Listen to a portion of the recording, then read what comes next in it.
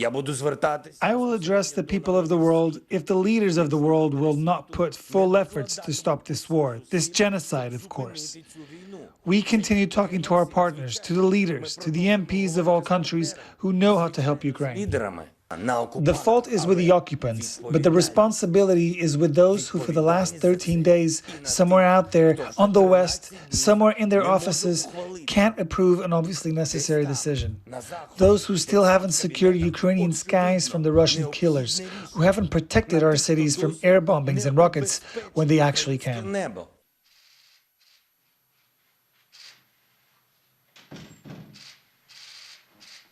Good morning, folks. Sorry to keep you waiting. It was a couple phone calls. Today, I'm announcing the United States is targeting the main artery of Russia's economy. We're banning all imports of Russian oil and gas and energy. That means Russian oil will no longer be acceptable at U.S. ports, and the American people will deal another powerful blow to Putin's war machine. This is a move that has strong bipartisan support in the Congress and, I believe, in the country. Americans have rallied to support their Ukrainian people and made it clear we will not be part of subsidizing Putin's war. We're moving forward with this ban, understanding that many of our European allies and partners may not be in a position to join us.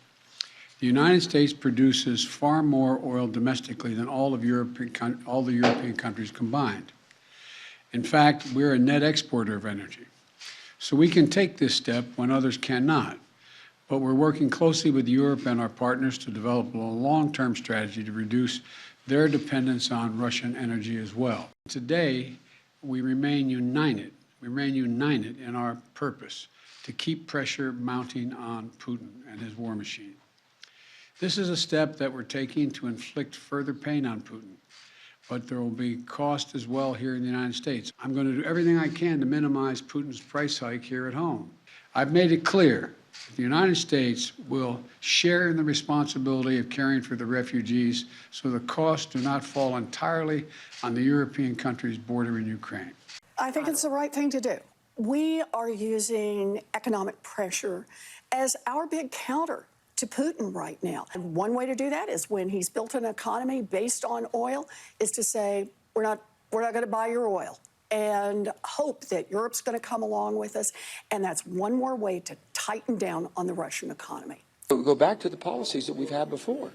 And that's, we have to do our leasing in the Gulf to make some, okay? BLM lands has been off target. All this has to go back into production. That's all we're asking for. And if we're asking the rest of the world to step up, let's show that we're going to step up. And any oil that's needed to our allies around the world, we produce it cleaner than anybody. I expect our Democratic friends will now try to blame the entire increase in prices on our efforts to punish Russia. But don't be fooled. This was more than a year in the making. Back in November, President Biden's Secretary of Energy was asked about any efforts to ramp up production of our own abundant American energy. And she literally laughed at the question. That is hilarious, Secretary Granholm said. The Secretary suggested that increasing domestic production would be futile because the market for oil is global. Well, it sure is.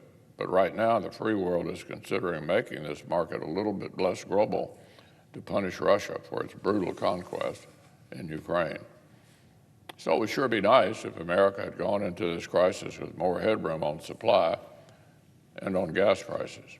We're certainly calling on the administration not just to ban Russian oil, but to come and truly have an energy strategy that's all of the above, an American energy strategy, because even under this administration, they're projecting a 50% increase in global energy demand. He's asked very specifically for more surface-to-air systems. He's also asked for fighter jets.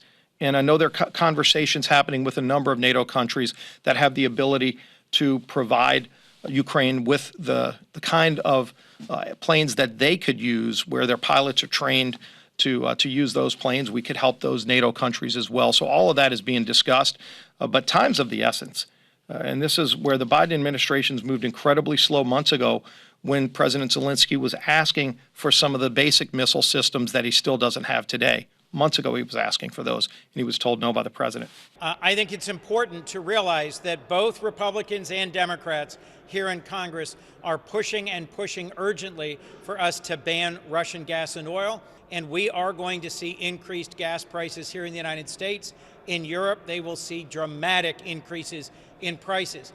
That's the cost of standing up for freedom and of standing alongside the Ukrainian people, but it's going to cost us, and I'm already getting calls from Delawareans concerned about high gas prices. We need to see the cost and benefit here. I think Putin is angry and frustrated right now.